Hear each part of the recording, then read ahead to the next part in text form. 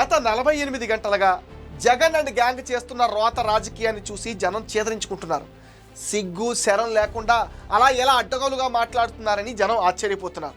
Singayya Jagan Reddy car కింద పడితే తొక్కించుకుంటూ వెళ్ళిపోవటమే కాకుండా కార్యకర్తలు ఆపినా ఆగకుండా వెళ్ళిపోవటం చాలా క్లియర్ కట్గా వీడియోలో కనపడుతుంటే చూసిన జనాలు అవాక్కవుతున్నారు.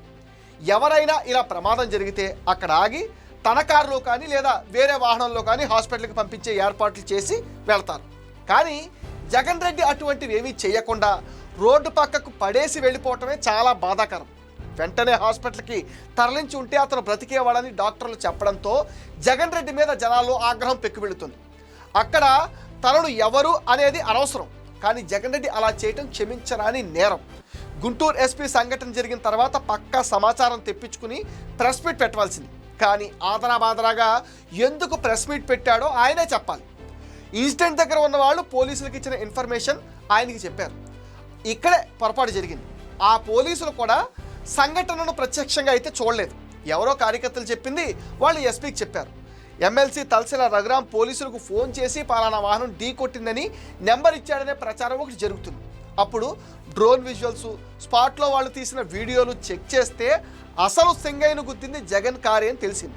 విచిత్రం ఏంటంటే జగన్ కానీ మిగతా నాయకులు కానీ అప్పుడు గుంటూరు ఎస్పీ చెప్పిన మొదటి ప్రెస్ మీట్ను పట్టుకుని వేలాడటం చూస్తుంటే వాళ్ళ మీద చాలా అసహ్యం వేస్తుంది. ఆ వీడియో ఫేక్ అంటారు, కానీ నిజం మాత్రం ఒప్పుకోవట్లేదు. నా మీద కుట్ర చేస్తున్నారు అంటున్నారు. వీడియోలో అంత క్లియర్గా ఉంటే కుట్రని ఎలా అంటున్నారో వాళ్ళకే తెలియాలి. ఇప్పటి వరకు సింగయ్య భార్యను ఫోన్లో కూడా జగన్ పరామర్శించలేదు. మళ్ళీ పరామర్శ అంటూ బయలుదేరతాడేమో తెలియదు. కానీ ఇంకో ఇంట్రెస్టింగ్ పాయింట్ ఏంటంటే జగన్ రెడ్డి సంఘటన జరిగిన తర్వాత రోజు ప్రెస్ మీట్ పెట్టి నాకు ఈ సంఘటన గురించి వచ్చేటప్పుడు కారులో చెప్పారు అనటమే కాకుండా నా వాహనం ముందున్న కారు గుద్దిందంట అన్నారు.